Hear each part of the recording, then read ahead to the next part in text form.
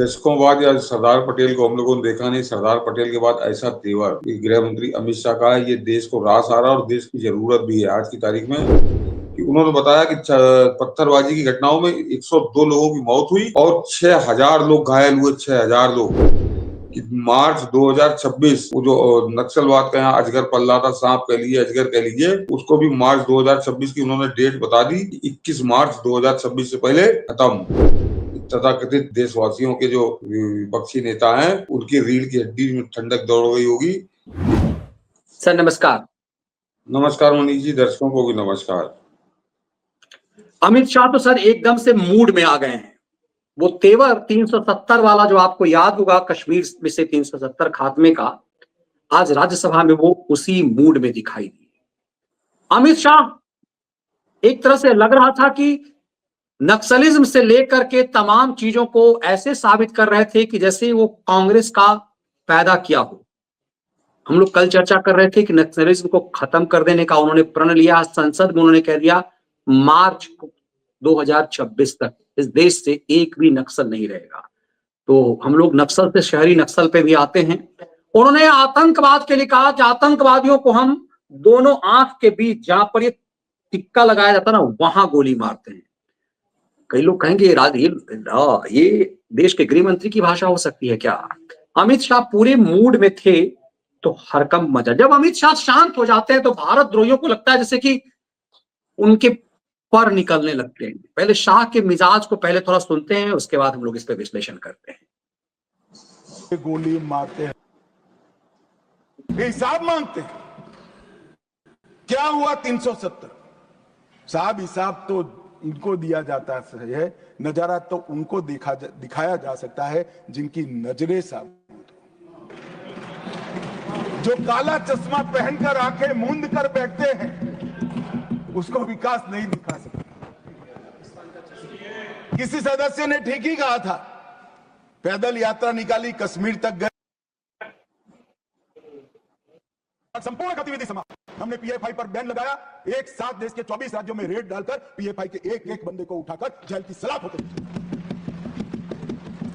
संपूर्ण गतिविधि समाप्त हो गई। कुछ लोग पंजाब में भी बिंडरान वाले बनने का प्रयास भी किया, आगे भी बढ़े। सरकार हमारी नहीं थी, फिर भी यही गृह मंत्रालय ने दृढ़ निश्चय कर आज वो असम की जेल में आराम से गुरु ग्रंथ साहब का पाठ पढ़ रहा है। ये भी सुन लीजिए। बैन लगाया, इसका परिणाम क्या हुआ माने? ये कहते हैं क्या हुआ 370 से। मैं आज हिसाब देने आया हूं क्या हुआ 370 हटाने के बाद। 6 साल हो गए मान्यवर। 2004 और 24 दोनों के बीच में जो कुल घटनाएं थी टेररिज्म की, 7200 से 17 से घटकर 2242 तक। मैं 10 साल की कहता हूं, अंतिम 6 साल की नहीं कह रहा। मृत्यु टोटल जो था उसमें लगभग कुल मृत्यु में 70% की कमी आई। नागरिकों की मृत्यु में 81% और सिक्योरिटी फोर्सेस की मृत्यु में 50% की कमी आई है मान्यवर। ये बताता है कि आतंकवाद कम हुआ है। 2010 से 14 में हर साल एवरेज ऑर्गेनाइज्ड स्टोन पेल्टिंग, पथराव 2654 के एवरेज से हुए। 24 में एक भी करने की किसी की हिम्मत नहीं। ऑर्गेनाइज्ड हड़ताल 132 हुई, आज किसी की हिम्मत नहीं है, एक भी हड़ताल नहीं होती। स्टोन पेल्टिंग में नागरिकों की मृत्यु 112 और जख्मी 6000 हुए थे। अब स्टोन पेल्टिंग ही नहीं है तो मृत्यु या जख्मी होने का सवाल ही नहीं। मान्यवर, और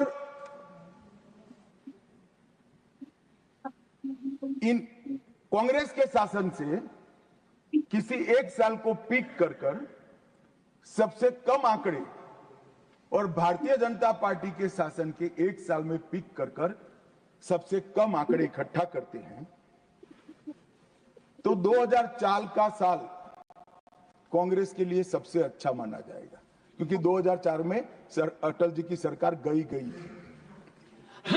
कुल घटनाएं उसमें 1517 हुई थी। ध्यान से सभी सदस्य सुने, ऐसा मेरा विनंती।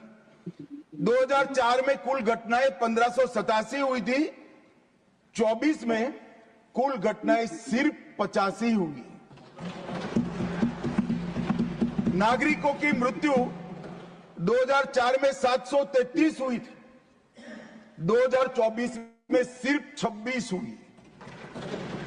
सिक्योरिटी फोर्सेस का मृत्यु 331 हुआ था और 2024 में 31 हुआ है। मान्यवर, ये परिवर्तन आया है। और कश्मीर के विकास के लिए भी जब शांति होती है, सुरक्षा होती है, लोकतंत्र बहाल होता है, तो विकास अपने आप होता है। एक एक तर्क बताकर कैसा लग रहा है कि अमित शाह एक ठुकाई के मूड में है। जो वीडियो हम सुन नहीं पाए वो आपके उस वाल पे है, हमने किसी कारण बस उसे रोक दिया था। जरा से इसको सुन लेते, इसे सुने बिना मुझे लगता है कि पूरे देश ने देखा होगा 10 साल पहले आतंकवादियों का महिमा मंडन होता था, बड़े बड़े जनाजे के जुलूस निकलते थे। आतंकवादी तो आज भी मारे जाते हैं, हमारे समय में ज्यादा मारे गए, एक का भी जुलूस नहीं निकला। जहां मरते हैं वहीं दफना दिया। ये तेवर अमित शाह का। ये मनीष जी, दशकों बाद या सरदार पटेल को हम लोगों ने देखा नहीं, सरदार पटेल के बाद ऐसा तेवर गृह मंत्री अमित शाह का है। ये देश को रास आ रहा है और देश की जरूरत भी है। आज की तारीख में हिंदुस्तान को ऐसे ही गृह मंत्री की जरूरत है। तो तथ्यों से लैस रहते हैं, तो कोई कांग्रेसी उठकर हुड़दंग नहीं कर पाता कि झूठ बोल लो फलाना, बिल्कुल तथ्यों के साथ वो बोलते हैं। और अभी जो उन्होंने बताया, कश्मीर के जो आंकड़े बताए, उसके बाद पूरा साहब के 700 आदमी मर जाता था, आज की तारीख में 81 है। वो जो 700 था वो 81 हो गई घट के। तो 10 गुना करीब अंतर आया है मौतों में, आतंकवाद की घटनाओं में। हमारे सुरक्षा बलों की जीवन जो गया उनमें 10 गुना।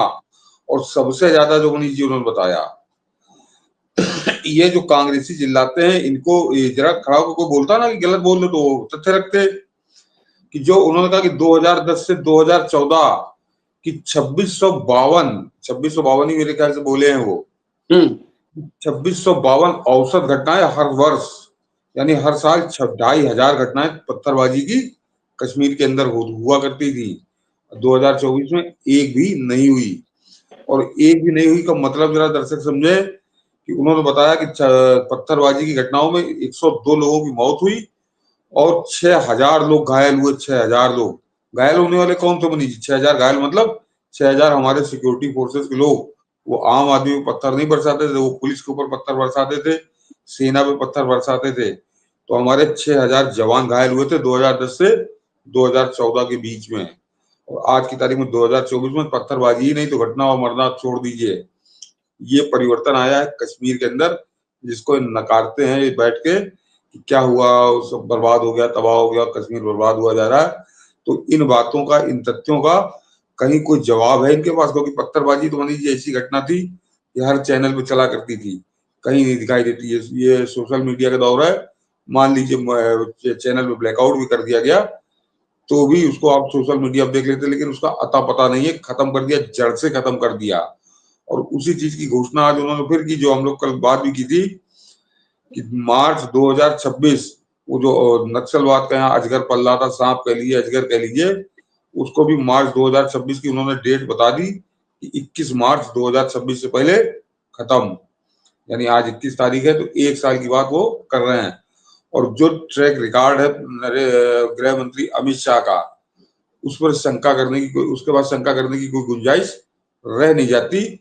और निश्चित मानकर चलिए कि जिस तरह से कश्मीर का उन्होंने बताया कि कहाँ 2600 घटनाएं हर साल होती थी, 2024 में एक भी नहीं, तो वही स्थिति हम नक्सलवाद की भी देखेंगे। और इसीलिए उन्होंने और इतना ही नहीं कहा, कश्मीर में 370 को लेकर अब तक ये सब बेचैन थे।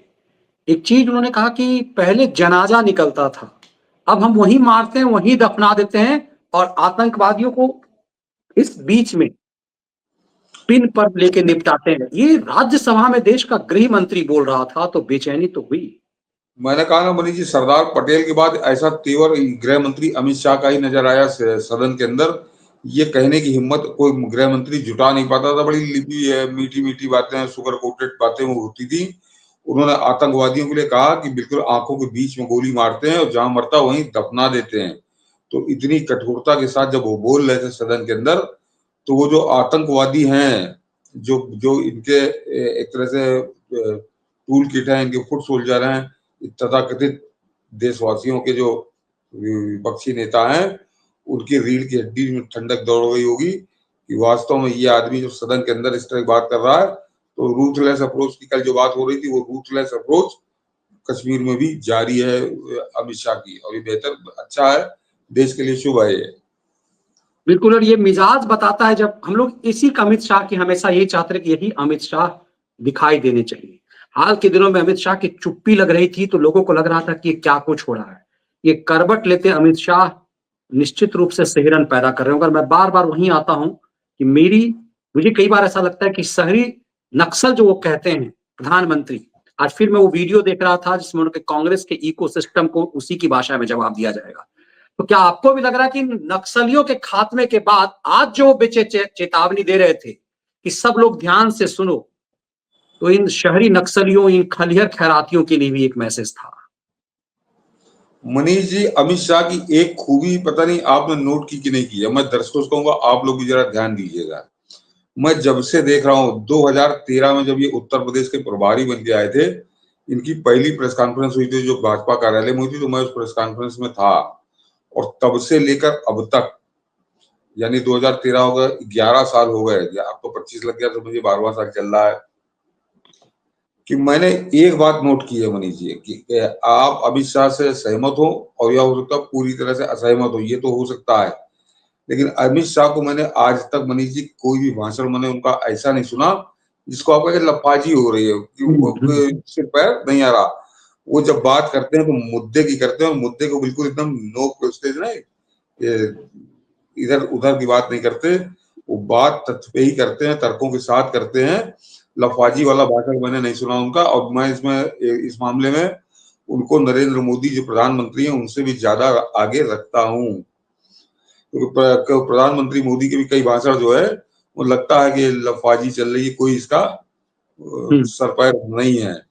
लेकिन आज तक मैंने अमित शाह को, तो अमित शाह जब रिपीटेड कई बार बोलते हैं, लगता है, कई बार रिपीटेड भी लगता है प्राइम मिनिस्टर का, लेकिन ये अमित शाह एकदम टू द पॉइंट बात करते हैं। और जब सामने वाला, जैसे वो देखिए, वो जब टीएमसी का गुंडई कर रहा था सांसद, तो कैसे लपेटा कि तुम्हें तुम्हारी भाषा में जवाब दी जाएगी, यदि सीबीआई और ईडी पे बात करनी है तो बोलो, पूरे विस्तार से बात करूंगा। लेकिन मेरे मंत्रालय में ये नहीं आता है।